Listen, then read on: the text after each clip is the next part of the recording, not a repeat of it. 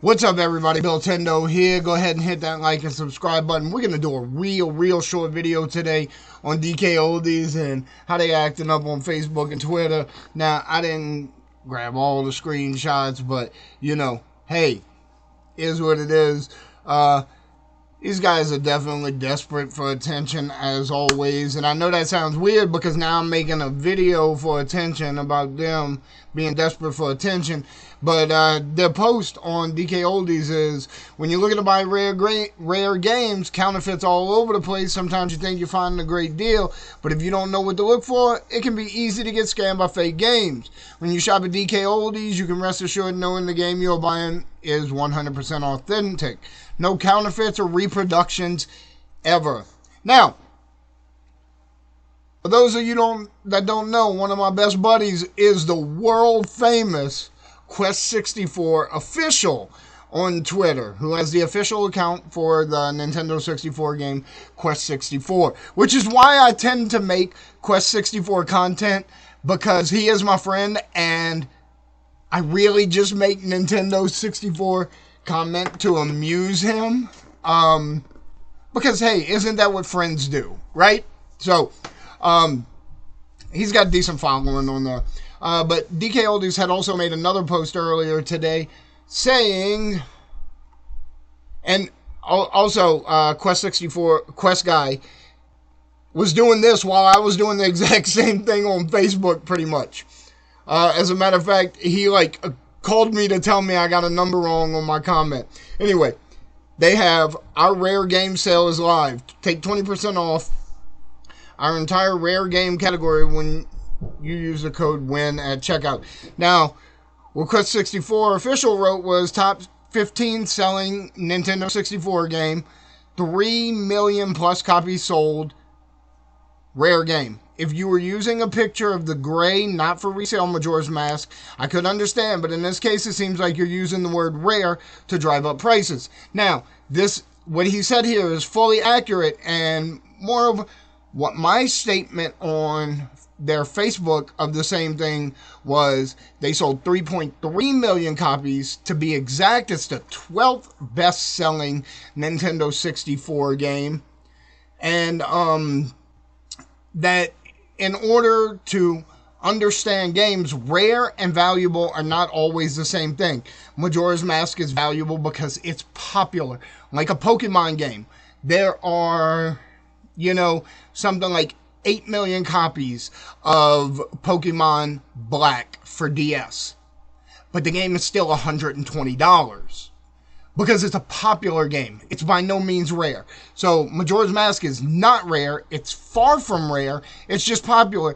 And to me, that just shows that they don't understand, because they don't care about the intricacies of gaming.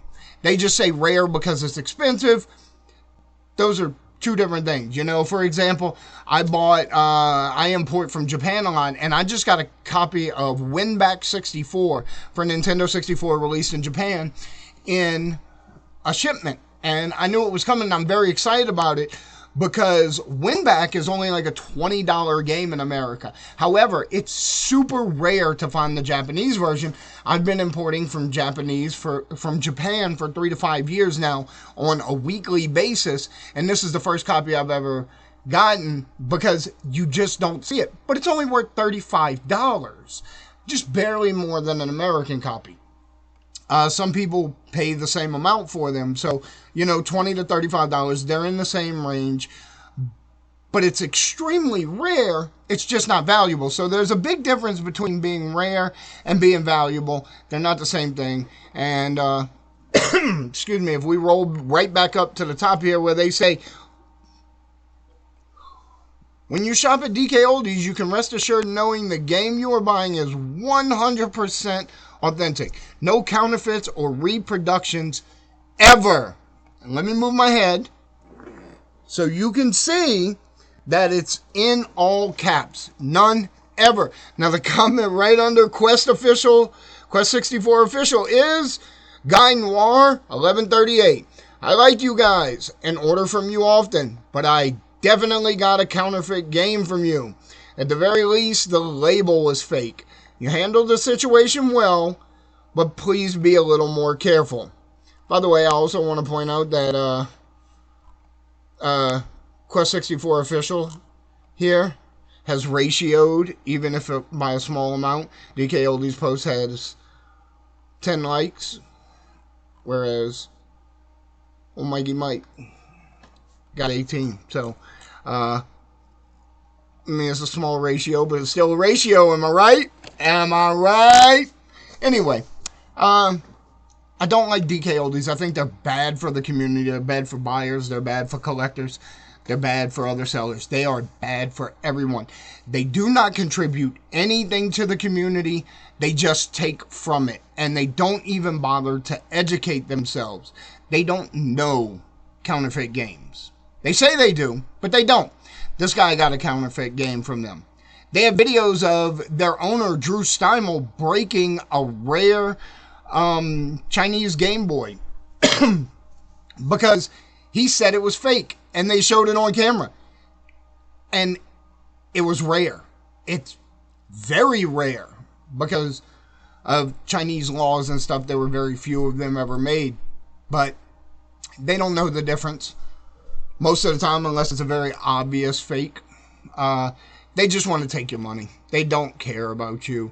They don't care about anyone. They try to parade themselves as a small family business, but they have, by their own admission, well over 100 employees. And in the state of Pennsylvania, if you did the math on that, 40 hours a week, which they say they pay all of their employees, more than that, more than minimum wage. But if you go by minimum wage, their payroll is $1.5 million a year, saying every single person that works there is minimum wage. And, you know, stop trying to act like you're a small family business when you're not. You're absolutely not. Everything about DK Oldies is phony. Alright, sorry to go on so long. Like and subscribe, and we'll get some more content posted up.